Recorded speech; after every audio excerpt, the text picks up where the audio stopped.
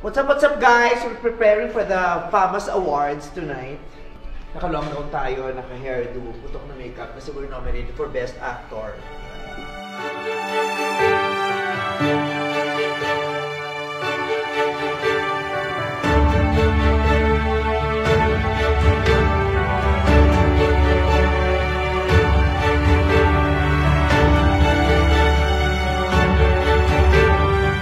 Ito yung nakakapanabik na tagpo ng gabi ito. FAMAS for Best Actor goes to Vice Ganda and the Vice Breadwinner!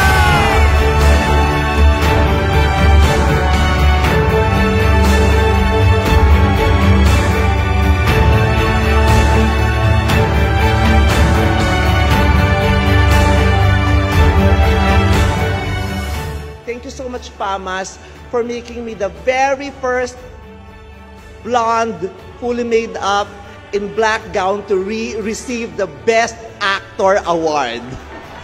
May this trophy, may this recognition, may this award inspire all the queer kids to embrace the endless possibilities that the world is offering you.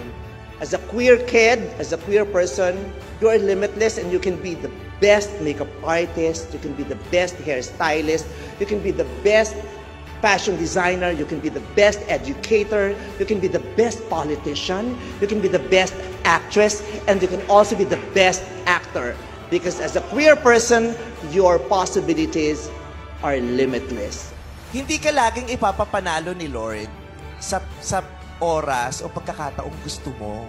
Ipapanalo ka niya sa tamang pagkakataon. Kasi Perfect kayo nakakaalam kung kailan. Yeah. Parang, maybe I should have won this award noon pa, pero baka hindi ko kailangan noon.